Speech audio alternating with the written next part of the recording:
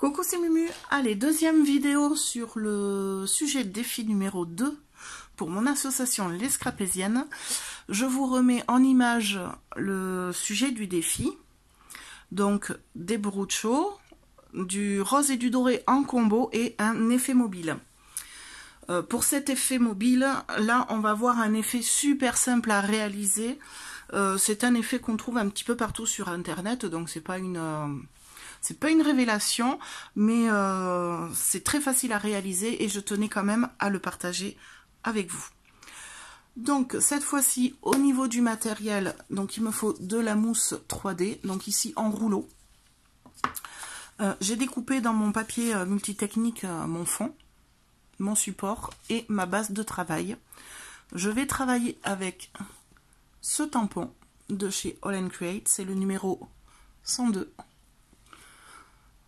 Voilà, j'ai besoin d'un pochoir, d'une bande de papier, donc elle fait 1,5 cm de largeur. La longueur importe peu, on va la recouper de toute manière. Ici, j'ai déjà préparé mon tampon dans mon combo rose. Donc j'ai découpé la tête et j'ai retamponné le corps en masquant un petit peu le visage pour avoir un cou assez long pour pouvoir superposer. Et donc, pour la technique que l'on va voir, ça va être un balancier. La tête va venir dodeliner. C'est très joli, dodeliner. Donc, on va faire bouger cette tête. Et il vous faut un poids. Donc, j'ai pris une petite pièce. Pour coller à la consigne du doré, je vais ajouter du foil. Donc, ici, du foil qui me reste de la grande période où c'était très à la mode. J'en mets un petit peu moins en ce moment. Mais j'aime bien utiliser ce produit. Et forcément, ici, j'ai mes bruchos. Alors, toujours, pour coller à la consigne rose, je vais utiliser le seul rose de la gamme Brucho. C'est Alizarin Crimson. Dans le matériel de base, je vous conseille aussi d'avoir un petit spray d'eau. Parce que le Brucho se travaille avec de l'eau. Voilà. Je déblaye un peu. Je vous reprends de suite pour commencer à travailler mon fond. Alors, de retour pour travailler mon fond, j'ai mes bruchos ici, j'ai un pinceau un peu destroy, je vais vous avancer un petit peu. Bon, après, le travail au brucho que je vais faire n'a franchement rien de sorcier. C'est très très simple. Je vais essayer de réaliser un lavis, mais très clair. Je ne veux pas de couleur trop punch, donc je vais vraiment y aller tout doux. Sachant que le brucho, c'est quelque chose qui est très très pigmenté. Je pense que je vais m'arrêter là. Je ne veux pas d'un fond trop présent. Et de toute façon, je vais après, s'il est un petit peu trop, parce que le brucho, on ne peut pas super doser. C'est un peu compliqué. Donc si jamais j'en mets trop, je vais venir contrebalancer avec mon foil doré.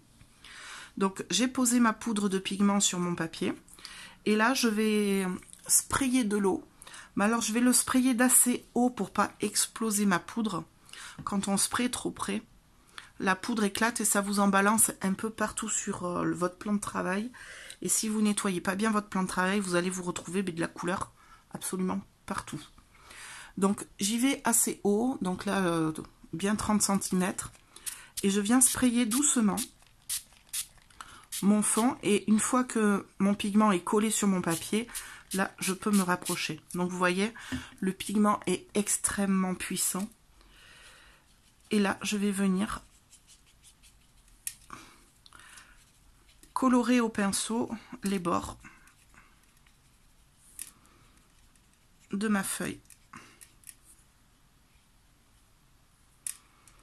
Je vais venir tirer mon brucho. Alors, je ne vais pas aller chercher au milieu.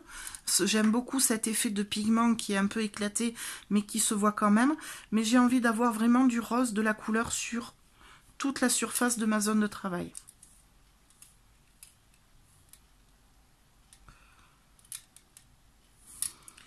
Et après, je laisse sécher comme ça pour garder tous mes effets sur ma carte. Donc là, je ne la touche absolument pas.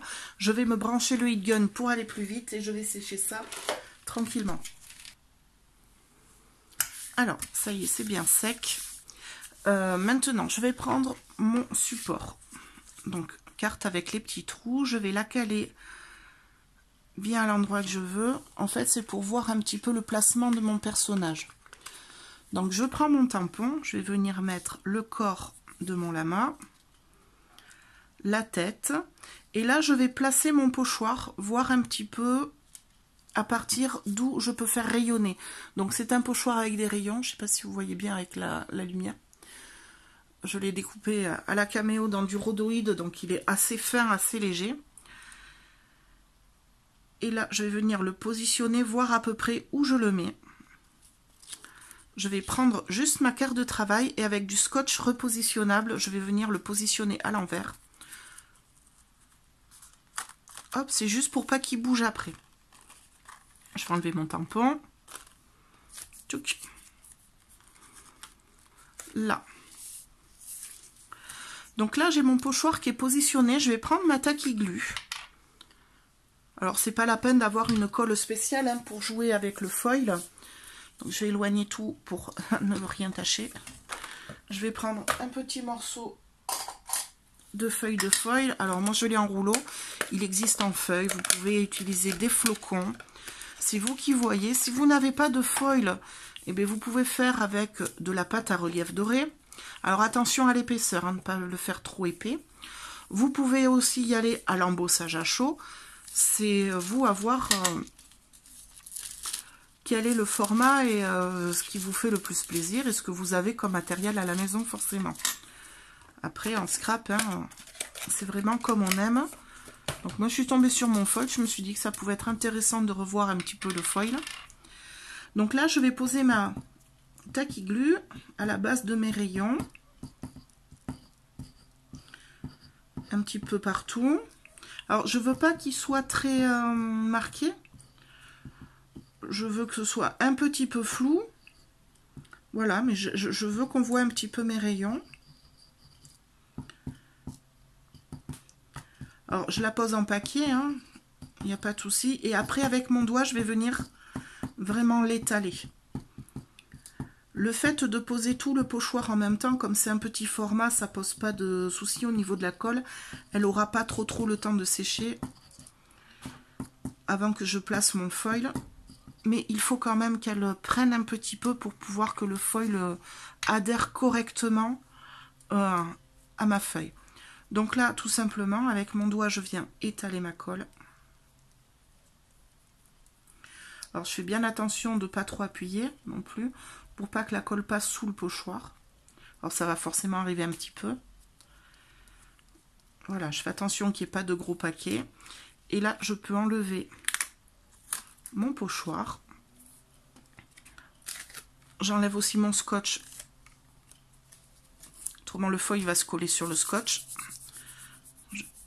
Je bouloche ma colle sur mes mains pour pas que le foil me colle sur les doigts. Et là, je viens appliquer mon foil. Je viens frotter, bien l'appliquer. Et en fait, il va rester collé partout où il y a de la colle. Je vais bien jusqu'au bord.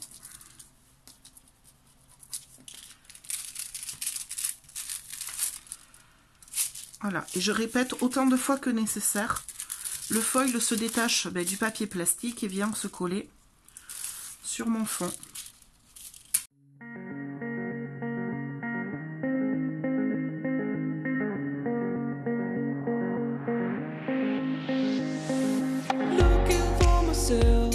I'm staring at my shadow. Am I gonna be safe in getting through tomorrow? When I throw me down, you can lead me to the side. Choose to raising me up. Donc mon pochoir et mon foil est bien sec. J'ai fait un petit tour de couture rapide à la main pour rehausser un petit peu mon tour de carte. Ça donne un petit peu de texture. Alors je l'ai fait en doré avec du fil métallique. Maintenant, je vais passer au montage de mon mécanisme. Alors, pour ça, je vais avoir besoin de mousse 3D, de ma languette que j'ai découpée de 1,5 cm de large.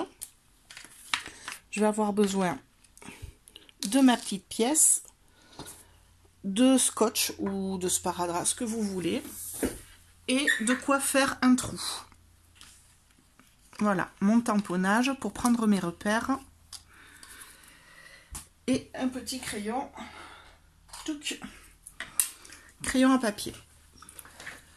Donc, je vais commencer par prendre de la mousse. Alors ici, c'est de la mousse 3D de chez Action. Je vais la replier sur elle-même et la coller sur elle-même. Comme ça, j'ai directement 2 épaisseurs de mousse.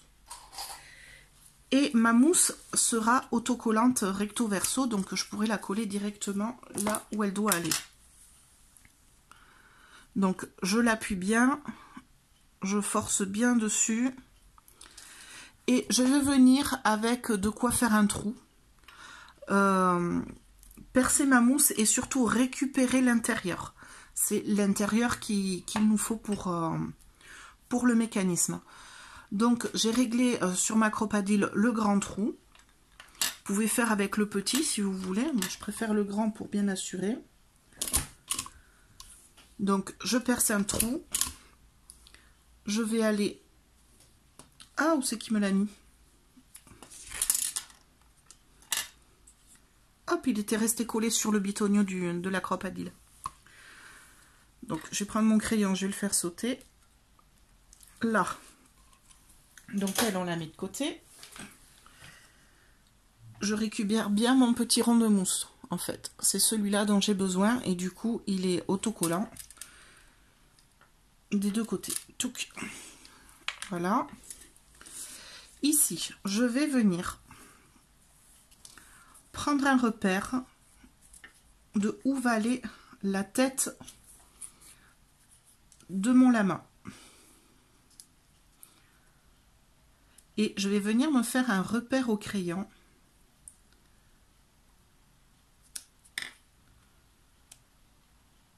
Alors, pour assurer le coup et avoir une bonne proportion au niveau de mon lama, je vais coller directement le corps. Comme ça, je ne serai pas embêtée. Et hop là, pour retrouver les repères de collage, après, ce sera beaucoup plus facile.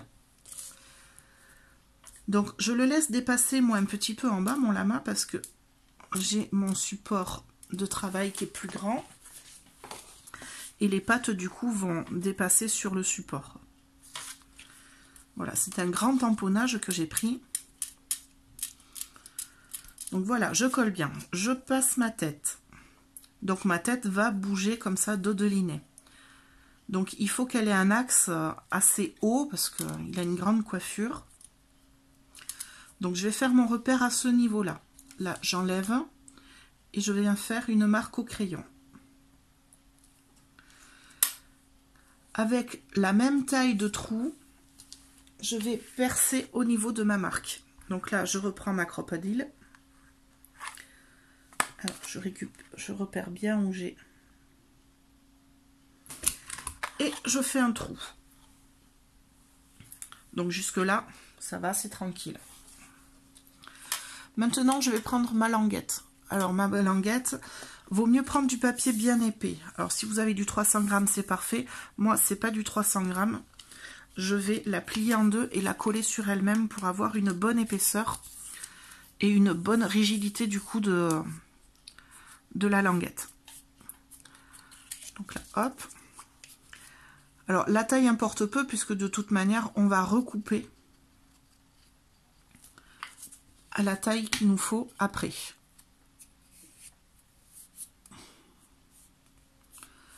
Là, je colle bien et du coup, j'ai une languette bien rigide.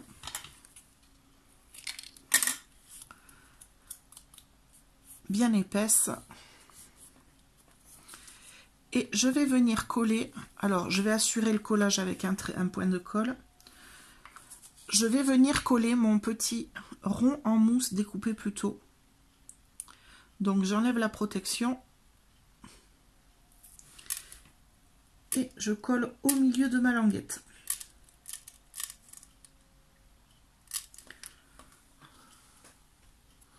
Donc vous obtenez ceci.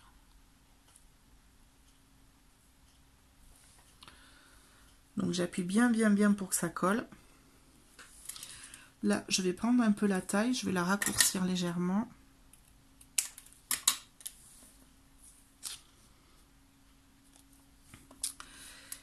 Et de l'autre côté, je viens y coller un petit poids. Donc là, c'est une pièce de monnaie. Donc franchement, 1 centime d'euro. Si vous avez, vous pouvez mettre ce que vous voulez d'autre. Du moment que c'est un petit peu lourd, vous pouvez mettre, je sais pas moi, des boutons. Un petit poids tout plat.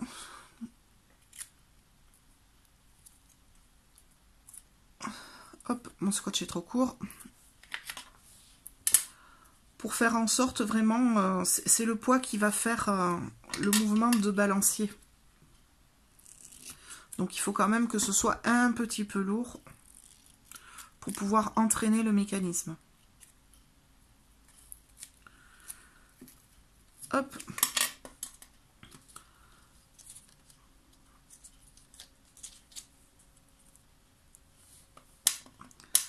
Donc j'y remets ma pièce.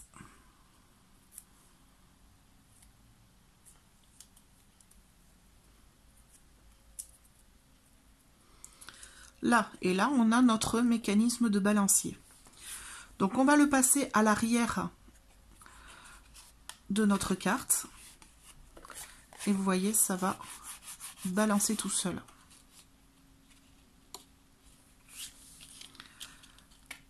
Alors, si vous avez un sentiment à tamponner directement sur votre carte, vous le faites avant de placer le balancier. Parce que du coup, ça fait de l'épaisseur. Et on ne peut pas tamponner droit et proprement si on a de l'épaisseur derrière. Pour ma part, je vais y mettre 2 petites étiquettes, donc c'est pas bien méchant si je place le balancier maintenant. Mais si vraiment vous avez du tamponnage à faire sur votre fond ou tamponner un sentiment, vous devez le faire avant de mettre le balancier. Donc là, je vais tout bien caler. Je vais enlever la protection sur mon rond de mousse. Je vais y mettre un tout petit point de colle.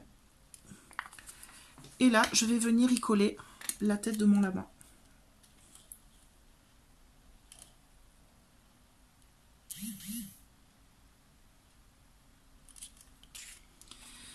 Et quand le balancier bouge, la tête du lama bouge aussi.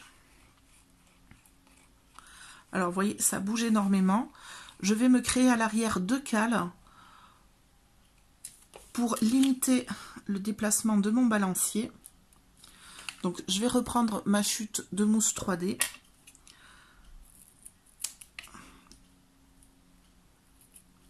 Hop là.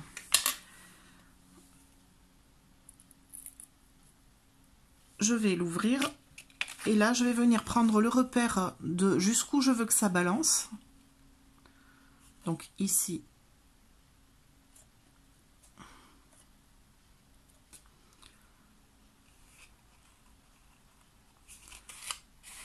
Je tords un peu la carte parce qu'elle a gondolé légèrement au séchage. Donc là, je ne veux pas qu'elle aille plus loin que ce repère-là. Donc là, je mets une petite cale pour stopper ma pièce. Et je vais faire pareil de l'autre côté. Pour pas que ça dépasse un certain niveau. Toc. Là. Donc là, j'ai 2 petites cales à l'arrière. Alors, j'ai pas enlevé le papier de protection sur les 2 côtés encore. Hop, là et là.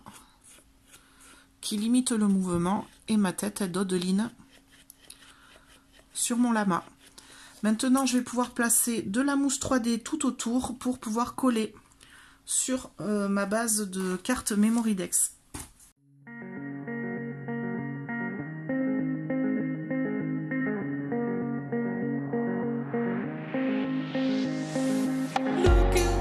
I'm staring at my shadow. Am I gonna be safe in getting through tomorrow? When I throw me down, you can lead me to the side. You still raising me up, but when I look aside. Alors, j'ai eu une petite rate de caméra, je suis désolée. Alors, vous avez vu que j'ai rouvert la carte une fois que j'ai commencé à coller. En fait, je n'avais pas assez d'épaisseur de mousse 3D, ça coinçait ma pièce. Du coup, la tête ne pouvait pas bouger. Voilà, donc j'ai mis une 3e couche de mousse 3D. Voilà, j'ai bien collé et du coup, j'ai mon élément mobile pour coller à mes instructions, à mes consignes. Donc j'ai bien du Brucho en fond sur mon fond de travail. J'ai la consigne du rose et du doré respectée. L'élément mobile est respecté. Je n'ai plus qu'à apporter mes finitions. Alors pour ça, je me suis armée de ma Dymo, toujours.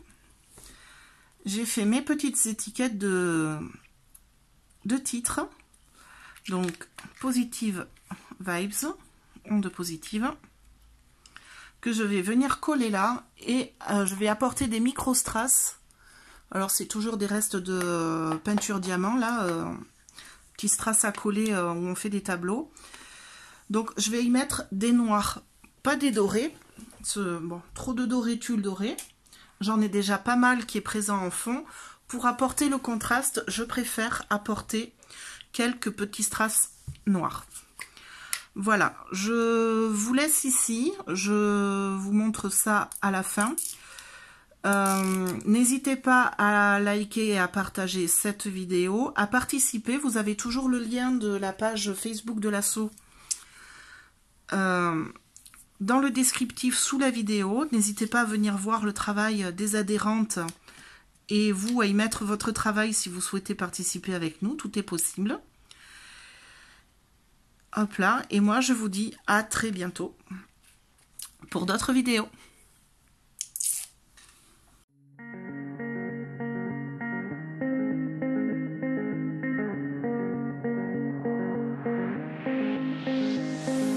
Looking for myself, I'm staring at my shadow.